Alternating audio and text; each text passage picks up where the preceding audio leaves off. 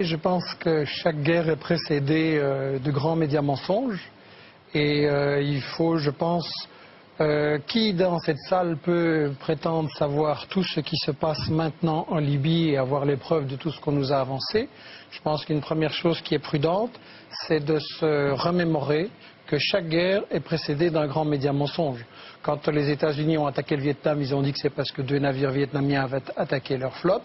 Après, ils ont reconnu que c'était faux. Quand on a attaqué l'Irak, on a dit que c'est parce qu'il avait des armes de destruction massive, qu'il était complice d'Al-Qaïda ou toutes sortes de choses qui se sont avérées fausses. Quand on a attaqué la Yougoslavie, on a dit que c'est parce qu'il y avait un génocide au Kosovo. Un an après, j'ai eu un débat avec le secrétaire général, le porte-parole de l'OTAN. Il a dit ah non, on n'a pas dit ça, c'était faux. L'Afghanistan, on nous a dit que c'est parce qu'ils étaient responsables du 11 septembre. À chaque guerre, il y a un média mensonge. Après, on sait que c'est faux, mais le mal est fait. Et on sait aussi que ce sont des guerres qui poursuivent en fait d'autres objectifs et qui vont tuer beaucoup plus de gens que ce qu'on nous a dit. Je pense que ce serait important de prendre du recul, comme on vient de le faire, de remettre ça dans un contexte. Et justement, puisque vous m'avez fait l'honneur de m'inviter dans cette émission, qui est assez exceptionnelle, néanmoins, je pense que vous avez fait une erreur en m'invitant, parce que quand j'entends toutes ces choses-là, je me sens un peu un idiot. Ça fait déjà 10 fois qu'on m'explique la différence entre un bon arabe et un mauvais arabe, et je dois être idiot parce que j'ai toujours pas compris. Quel est le critère pour l'Europe, pour les États-Unis, pour distinguer le bon arabe et le mauvais arabe? Si on songe naïvement, par exemple, c'est là où on organise des élections. Alors dans le monde arabe, il n'y en a pas beaucoup, effectivement, mais il y en a eu une, c'était en Palestine. Et qu'est-ce qu'on a fait? Le Hamas a eu 56%. Le cher président palestinien non élu ou pas réélu, qui est l'ami de l'Europe et des États-Unis, qu'est-ce qu'il a fait? Il a destitué le Premier ministre qui avait 56% et il a nommé un type qui en avait 2%. Alors là, on se dit, ça c'est un mauvais arabe, il ne respecte pas les élections. Non, c'est lui le bon arabe, et ceux qu'on a bombardés, c'est les Palestiniens parce qu'ils avaient mal voté. Alors on peut essayer de trouver un autre critère, on peut dire par exemple, c'est la question des femmes. Et là, on peut dire, oui, le Hamas sur la question des femmes, pas excellent. Mais je me souviens, pour avoir été en Irak, justement, pour voir les conséquences sur la population civile des bombes que votre camp avait lancées. Je me souviens qu'en Irak, il y avait peut-être beaucoup de choses qui n'allaient pas, mais il y avait une éducation et des soins de santé formidables. Et j'ai vu des femmes dans des ministères qui commandaient à des hommes et tout le monde trouvait ça normal. Comparé maintenant, donc, je me suis dit, ça c'est des bons arabes. Non. Les Irakiens, vous vous souvenez, Madeleine Albright disait, est-ce que ça vaut la peine que 500 000 enfants irakiens soient morts à cause du blocus et de l'embargo appliqué par les gens que vous admirez, les États-Unis, la France, etc. Elle a répondu oui.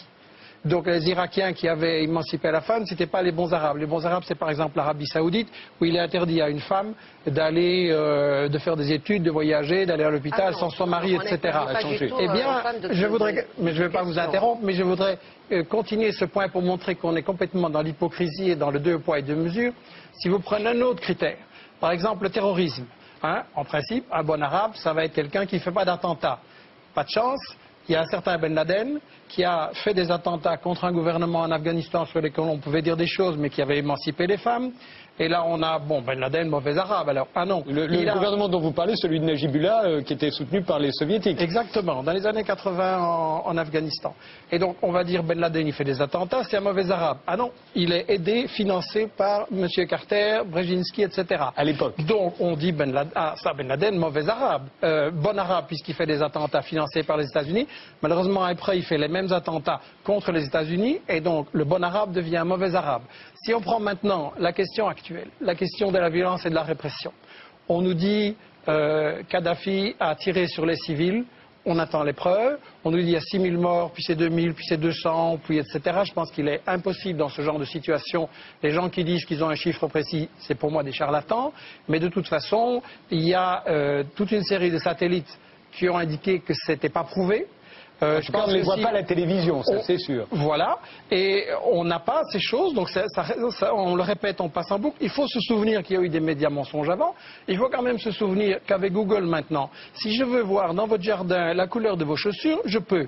Et les États-Unis ne seraient pas capables de nous montrer les massacres de 6 000 personnes qui ont eu lieu. Michel Colomb, vous savez bien que quand vous regardez sur Google dans mon jardin, c'est il y a 6 mois que vous voyez mon jardin. Non, c'est il y a 1 heure. Non, ça a changé alors. Parce que ça a changé. J'ai regardé récemment mon jardin, c'était il y a Kadhafi, moi. Juste un point pour conclure ce raisonnement par rapport justement à ça. Admettons même que Kadhafi ait fait des choses. C'est certainement pas un tendre et c'est pas mon modèle de dirigeant pour un pays du tiers-monde. Mais il y a une chose quand même.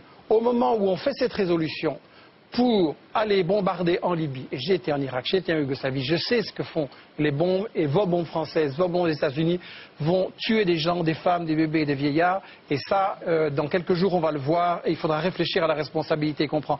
Au même moment, qu'est-ce qui se passe au Yémen? Il y a des massacres épouvantables de manifestants civils qui, ceux-là, sont vraiment désarmés, et qu'est-ce qu'on fait? Les États-Unis et la France aident le Yémen. Il se passe au Bahreïn des choses épouvantables où on tire directement sur des manifestants désarmés. Et qu'est-ce qui se passe? Ce sont les États-Unis qui l'ont organisé en envoyant 2000 Saoudiens pour aller tirer sur les manifestants désarmés. Alors je m'excuse, si on veut changer de régime, si on veut mettre fin à certaines dictatures, eh bien je peux fournir à M. Sarkozy et à Obama l'adresse où se trouve le roi Fahd, et ils n'ont qu'à commencer par celui-là. Seulement, évidemment, celui-là, c'est leur ami, il leur dit merci. Et le bon arabe, finalement, dans toute cette définition, c'est l'arabe qui est à genoux, qui donne son pétrole aux États-Unis, et celui-là, il pourra traiter les femmes en esclaves, commettre des tortures, du terrorisme. Celui-là, on lui fera rien, parce qu'il dira toujours merci aux États-Unis et à M. Sarkozy. Bah ouais. Mais de Écoutez, quand de toute manière, tunisienne lance contre Ben Ali en disant on en a marre que ce type se remplit les poches et de sa répression et de ses violences, à ce moment-là, que fait votre ministre? Elle propose ses flics pour aller aider à matraquer les manifestants. Si vous voulez me faire dire que le gouvernement et Ben français... Ali, la France, je m'excuse, l'a protégé jusqu'au pied de l'avion qui l'emmenait. Et là, tout d'un coup, vous me dites que toucher... Vous me dites que toucher... Kadhafi est allé trop loin. Je vous laisserai parler, mais si vous voulez me laisser oui, mais vous parlez gentiment beaucoup terminer... et vous dites des choses incroyables. Oui, d'une simplicité je dis des choses qui ne sont pas à la télévision tous les jours, comme ce que vous avez dit. Et c'est pour ça que ça peut prendre... On ira plus vite si on ne va pas ensemble. Et c'est pour ça que ça peut prendre un peu de temps pour que ça puisse être expliqué aux gens. Après tout, ce sont des choses qu'on ne dit absolument pas dans les journaux télévisés. Donc je voudrais quand même dire une chose. Votre gouvernement qui protège... C'est aussi le vôtre, en fait. Oui, il est belge. Il est belge. Ah, vous êtes belge. Pardonnez-moi, j'ai dit... Je suis belge, personne n'est parfait. Et si on veut aller au fond des choses... si vous ne coupez pas, je pense que le spectateur aura plus de chances de terminer l'idée des deux positions. En fait, les États-Unis et la France ont essayé de protéger Ben Ali et Moubarak jusqu'à la dernière seconde. Et le cas d'Gaddafi est légèrement différent parce que, oui, c'est un dictateur, oui, c'est un corrompu, oui, il y a des comptes en Suisse, mais d'un autre côté, il a nationalisé le pétrole et là, il a déplu à Exxon, à Total et à BP, il a soutenu les Palestiniens et là, il a déplu aussi. Et ce qui se passe... Ce qui se passe, je les ai rencontrés les gens d'Exxon, je peux vous dire qu'ils leur déplaisaient pas du tout. Ce qui se passe, c'est que les États-Unis et la France essayent en fait de casser le printemps arabe. On ne le soutient pas du tout. En Tunisie et en Égypte, on a essayé de mettre des sous-fifres à la place de la même chose. On change 2-3 figures, d'ailleurs mourantes, pour que rien ne change sur l'essentiel. Et en Libye, je pense, comme il a été dit, qu'il y a un soulèvement populaire, il y a des aspirations effectivement, il y a aussi une guerre civile provoquée, armée par les États-Unis et par la Grande-Bretagne, et on veut un changement de régime parce qu'il y a une chose que les États-Unis craignent énormément, c'est que si vous avez la Tunisie, l'Égypte qui continuent à évoluer et la Libye qui forment un ensemble opposé aux États-Unis, opposé à Israël, mais là on est dans les véritables buts de guerre de toute cette histoire-ci et de cette guerre en Libye. Un, c'est le pétrole, il faut quand même avoir le courage de le dire, comme en Irak, c'est une guerre pour le pétrole, parce qu'il s'agit de contrôler le pétrole partout, qui rapporte énormément, et deux, il s'agit de bloquer le monde arabe qui est en train de dire, ce pétrole, au lieu qu'il aille dans les poches de Total et de Chevron, il pourrait servir à ce qu'on fasse comme Chavez ou comme Evo Morales, un développement social avec l'éducation, des soins de santé gratuits pour tout le monde, un travail pour tout le monde, que le pétrole soit utile et pas comme vos amis, le roi Fahd et les émirs du Qatar, qui construisent avec le pétrole des tours de 600, 700, 800 mètres dans lesquelles une suite ça coûte 20 000 € la nuit. Et ça sert à quoi ça pendant qu'il y a des crimes de la faim partout dans le monde? Oui, il y a quand même 2-3 choses sur lesquelles il faut être clair. On dit comme si ça semblait normal, naturel, on va changer de régime. C'est illégal au regard du droit international. On a le droit d'intervenir pour défendre un pays victime d'une agression. Pas pour, dans le cas d'une insurrection armée, dire qu'on soutient tel camp à la place de tel autre. Si on commence à autoriser n'importe quel pays à intervenir sur ce genre de choses, mais demain la Russie va dire ce qui se passe au Bahreïn c'est dégoûtant, moi j'interviens et je change de régime au Bahreïn. Et la Chine va dire l'Arabie Saoudite ça ne me plaît pas. Les Iraniens en tout cas. Voilà. Mais je prends des hypothèses théoriques pour qu'on se rende compte que c'est ridicule. Deuxièmement, je voudrais dire ceci, il y a quand même une prétention des maîtres du monde européens et des États-Unis à dire c'est nous qui savons ce qui doit se passer là et là. Moi je suis tout à fait d'accord avec ce que Ronnie Broman a dit au point de départ. Un peuple qui veut se libérer et changer ses dirigeants, il en a le droit. Vous n'avez pas le droit à sa place.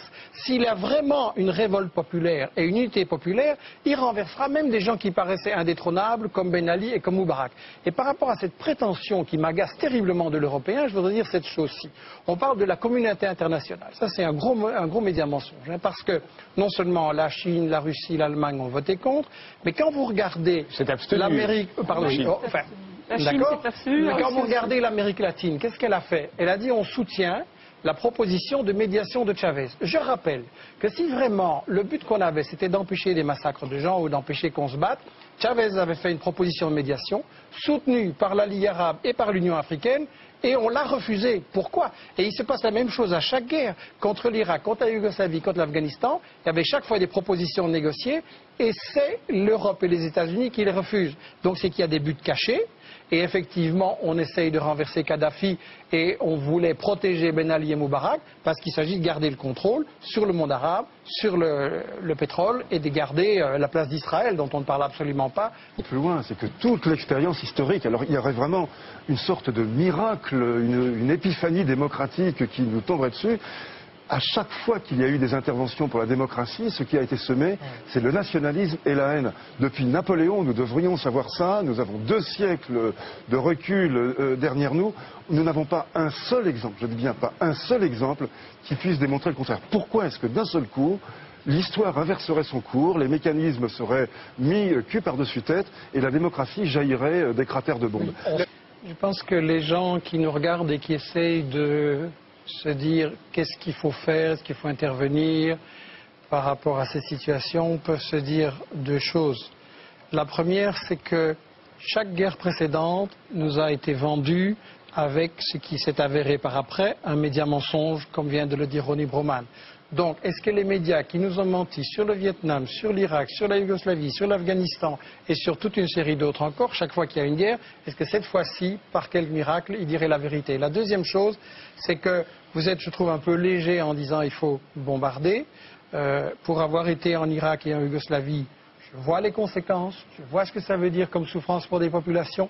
Je pense que les Français et les Européens doivent se poser la question, est-ce que j'accepte qu'on bombarde en mon nom ces populations? Et est-ce que dans tous les pays où l'Europe et les États-Unis ont bombardé, est-ce que ça va mieux maintenant? En Irak, il y avait dans les années 80, il y avait dans les... Je ne vous ai pas interrompu. Repartez pas parce que j'ai terminé vite. Oui, très vite. Si on ne m'interrompt pas, ça ira très vite. En Irak, le pays avait été libéré de l'analphabétisme dans les années 80. Maintenant, vous avez 40% d'enfants qui ne vont plus à l'école et vous avez un Irakien sur 6 qui est analphabète. En Afghanistan, le trafic de drogue a explosé. Au Kosovo, c'est devenu la plaque tournante du trafic de drogue, du trafic de femmes vers l'Europe, etc. C'est pire parce que les États-Unis et l'Europe ne sont pas la solution à ces problèmes, ils sont généralement la cause, ils sont le problème eux-mêmes.